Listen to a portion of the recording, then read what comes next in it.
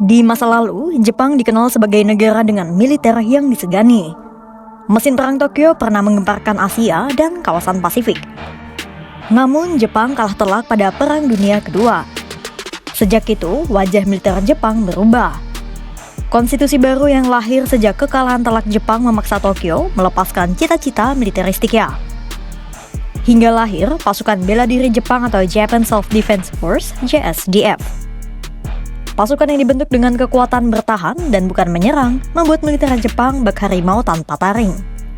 Militer Jepang yang ditumpulkan oleh konstitusi itu tak lantas membuatnya lemah.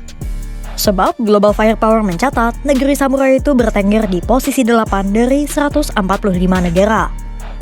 Lantas, seperti apa kekuatan pasukan bela diri Jepang dan keterbatasan apa saja yang mereka miliki?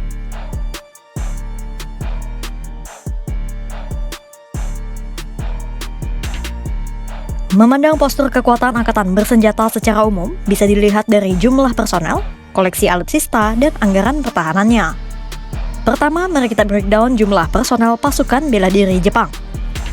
Melansir dari situs resmi Kementerian Pertahanan Jepang dan Global Firepower, total personel aktif JSDF berjumlah sekitar 247.000 tentara.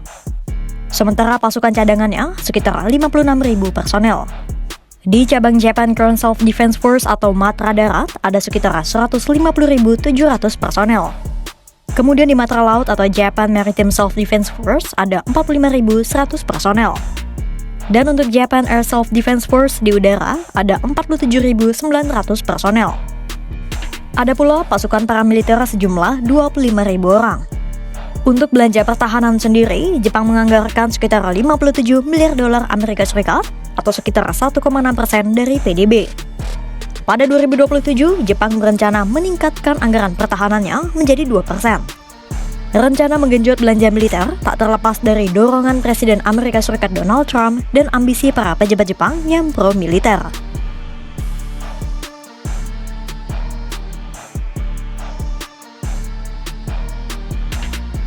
Sekarang kita masuk ke koleksi persenjataan yang dimiliki pasukan bela diri Jepang.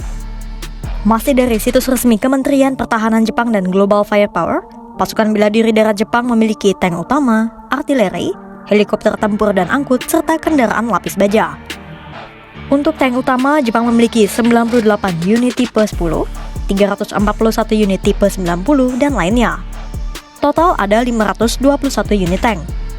Kemudian untuk artileri ada 149 unit howitzer Swagrak, 480 howitzer tarik, dan 54 peluncur roket MLRS. Lalu ada helikopter Apache sebanyak 13 unit dan UH-60JA sebanyak lebih dari 130 unit.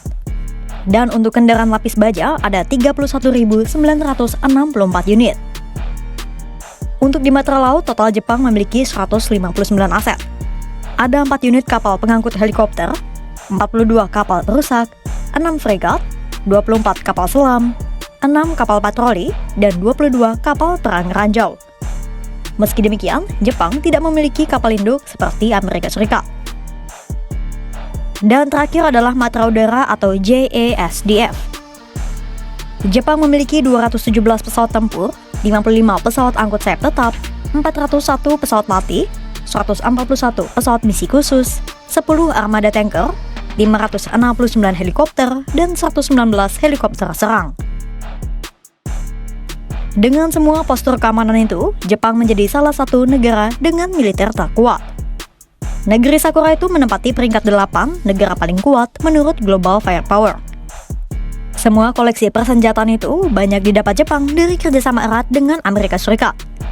Jepang pun sering melakukan latihan militer gabungan bersama Amerika Serikat. Itulah mengapa keduanya menjadi mitra erat di Asia Timur.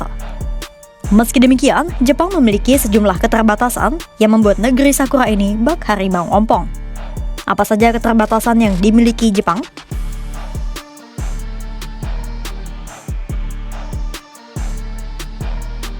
Berdasarkan Pasal 9 Konstitusi Nasional tahun 1947, Jepang memiliki sejumlah keterbatasan.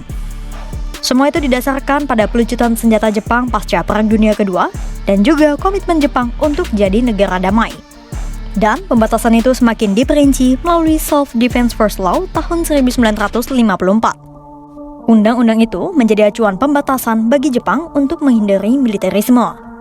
Sekarang kita bahas secara mendalam.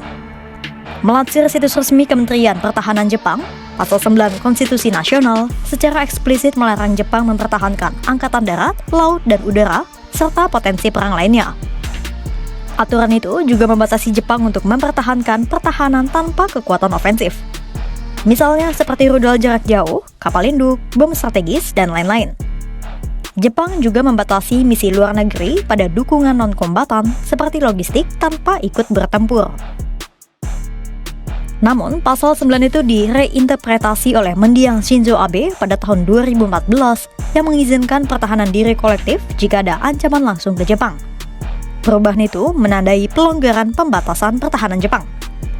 Lalu, Jepang juga tidak memiliki wajib militer. Tidak seperti negara tetangganya, Cina, Korea Selatan, dan Korea Utara. Kemudian, pasal 9 juga mengatur soal 3 prinsip non-nuklir Jepang. Melalui prinsip itu, Jepang tidak boleh memiliki, memproduksi, dan membawa senjata nuklir ke Jepang. Prinsip non-nuklir itu semakin diperkuat melalui keterlibatan Jepang dalam perjanjian non-proliferasi nuklir dan Undang-Undang Energi Atom.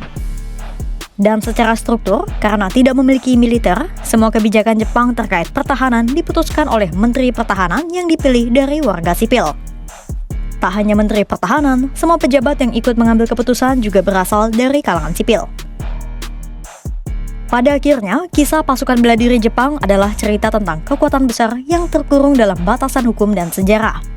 Di satu sisi, JSDF memiliki ratusan ribu personel terlatih, teknologi militer mutakhir, serta kerjasama pertahanan yang kuat dengan Amerika Serikat.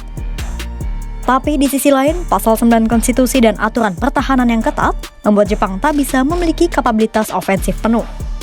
Mereka tak memiliki kapal induk, rudal strategis, atau kapasitas perang jarak jauh seperti negara-negara kuat lainnya.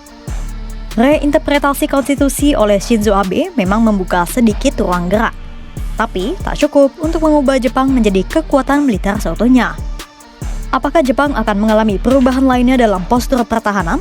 Pantau terus perkembangannya hanya di kanal YouTube Kompas.com.